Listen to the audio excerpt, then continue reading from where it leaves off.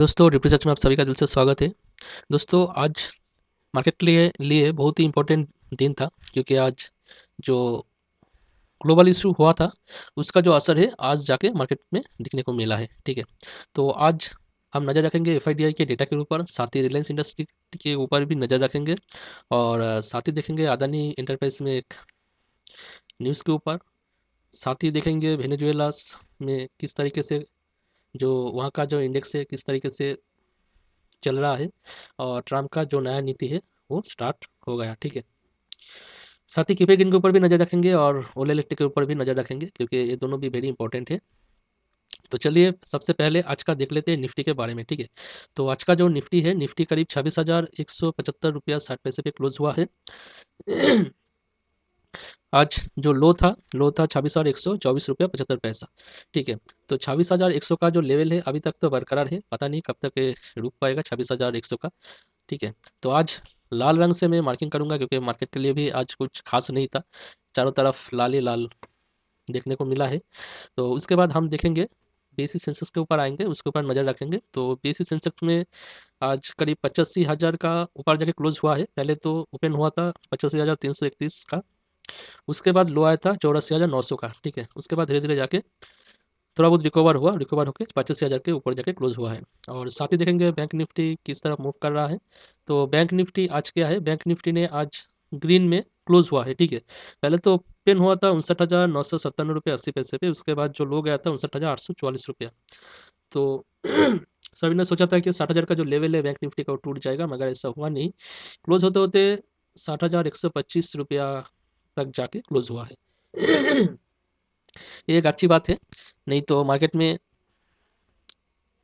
इससे भी ज़्यादा फॉल हो सकता था। ठीक है, आज ज़्यादातर देखा जाए मिड कैप चाहे स्मॉल कैप या फिर लार्ज कैप, ठीक है, जितने सारे कंपनियां हैं ज़्यादातर कंपनी में आज लाल ही लाल रंग छाया हुआ था। तो एफआई का डेटा भी एक बार देख लेते हैं, एफआई का जो डेटा है वो क्या कह रहा है, या एफआई वापस आ गया बाय कर रहा है या फिर अभी भी सेलिंग कर रहा है।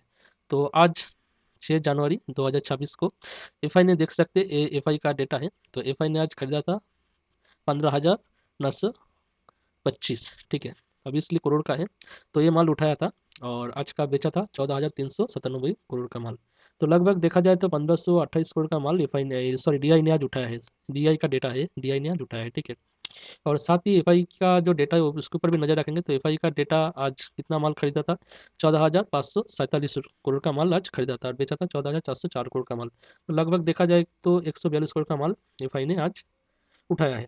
तो बैक टू बैक 2 दिन देखा जाए तो एफआई ने माल उठाया है। ठीक है, अच्छा उसके बाद इंपॉर्टेंट न्यूज़ के ऊपर आएंगे रिलायंस को लेकर, क्योंकि रिलायंस आज करीब 4% से ज़्यादा गिरावट हुआ है। क्यों गिरा है उसके बारे में ही चर्चा करेंगे। रिलायंस ने इसलिए गिरा है क्योंकि रिलायंस के ऊपर एक न्यूज़ आया था। वो न्यूज़ क्या है, न्यूज़ यही है कि Reliance share price crash 4% extend fall to second day and US Venezuela crisis, is it an opportunity to buy. ठीक है, तो अपॉर्चुनिटी तो है क्योंकि बहुत जल्द रिलायंस जियो का जो आईपीओ है वो लॉन्च हो सकता है इस साल में। ठीक है, तो देखा जाए तो अगर जिन जिन के पास रिलायंस रहेगा तो उनको तो कुछ फ़ायदा होगा ही, डीमर्जार का जो फ़ायदा है वो तो है ही, साथ ही देखा जाए जो शेयर कोटा जो रहता है ना, ठीक है, शेयर होल्डर कोटा, उसको भी फ़ायदा उससे मिल सकता है। ठीक है, तो इसलिए एक अपॉर्चुनिटी है रिलायंस में। तो रिलायंस आज क्यों गिरा, रिलायंस आज इसलिए गिरा क्योंकि रिलायंस का जो चेयरमैन है मिस्टर अंबानी जी, उसने आज एक न्यूज़ डिक्लेयर किया है। न्यूज़ क्या है, न्यूज़ यही है कि रिलायंस क्या है, रिलायंस पिछले 2-3 वीक से, ठीक है, 2-3 हफ्ते से जो रशिया से क्रूड ऑयल परचेस कर रहा था वो परचेस नहीं कर रहा है। ठीक है, जिस वजह से क्या है, इससे पहले रशिया से क्या होता है, रशिया से जो क्रूड ऑयल रिलायंस को मिल रहा था वो चीप रेट में मिल रहा था। ठीक है, तो जिस वजह से क्या है कंपनी का फ़ायदा अच्छा खासा मुनाफा होता और जिस वजह से क्या है कंपनी का जो प्राइस है प्राइस में इजाफा हुआ था। ठीक है, तो अभी तो देखा जाए जो रिलायंस का जो प्राइस है वो धीरे धीरे करके गिर सकता है क्योंकि अब तो महंगे प्राइस में इसको क्रूड ऑयल खरीदना पड़ेगा। तो जिस वजह से, और रिलायंस भी नहीं चाहते कि इसके साथ कोई भी पंगा हो जाए, क्योंकि अगर कोई स्ट्राइक लगा देगा रिलायंस के ऊपर तो रिलायंस का बहुत सारे चीज़ है जो यूएस में एक्सपोर्ट होता है। ठीक है, तो उसमें टैरिफ लग जाएगा तो प्रॉब्लम आ जाएगा। तो जिस वजह से रिलायंस का जो शेयर होल्डर है वो नाराज़ देखने को मिला है और जिस वजह से रिलायंस करीब 5% के आसपास गिरावट हुआ है। ठीक है, और अच्छा, इसके बाद देखेंगे अदानी। अदानी के ऊपर एक इम्पोर्टेंट न्यूज़ है, जो रिलायंस के साथ तो कुछ, रिलायंस के शेयर जिस तरीके से क्रैश हुआ उसी तरीके से अदानी का जो एंटरप्राइज का जो अदानी एंटरप्राइज का जो शेयर है वो आज थोड़ा बहुत ऊपर गया था। ठीक है, क्यों गया था वो भी एक बार देख लेंगे। बात क्या है, Adani enterprise 1000 crore NCD issue sees solid response over subscribe on first day. ठीक है, तो एनसीडी क्या है, एनसीडी है नॉन कन्वर्टेबल डिवेंचर। ठीक है, एक तरह के से बॉन्ड है। ठीक है, बॉन्ड जिसे कहा जाता है। तो 1000 करोड़ का जो बॉन्ड है पहले ही दिन ओवर सब्सक्राइब हो चुका है। ठीक है, एक अच्छी बात है अदर एंटरप्राइज के लिए। ठीक है, यहाँ पे देख सकते हैं other enterprise NCD as per PTI report the base offer for 500 crore was lapped up to in the first 10 minute. ठीक है, पहला जो 10 मिनट में इसका जो ओवर सब्सक्राइब हो चुका है। ठीक है, 5 करोड़ का। अच्छा, उसके बाद नेक्स्ट न्यूज़ में हम आएंगे। नेक्स्ट न्यूज़ क्या है दोस्तों, अगर वीडियो को अच्छा लगे तो वीडियो को जरूर लाइक करें, चैनल को सब्सक्राइब करके रखें। ठीक है, इस तरीके से नए नए वीडियो आपको मिलते रहेगा। और मैं कोई सिविलिस्ट हूँ नहीं कि आपको बायोसेल का सलाह दे सकूँ। ये जो मैंने वीडियो बना रहा हूँ ओनली फॉर एजुकेशन पर्पज़ के लिए। आप अपने जो फाइनेंशियल एडवाइजर है उसके साथ बातचीत करके खुद का बायोसेल का डिसीजन लें। ठीक है। अच्छा, उसके बाद देखिए वेनेजुएलास का ऊपर एक न्यूज़ है। क्या है न्यूज़, अभी देख लेते हैं।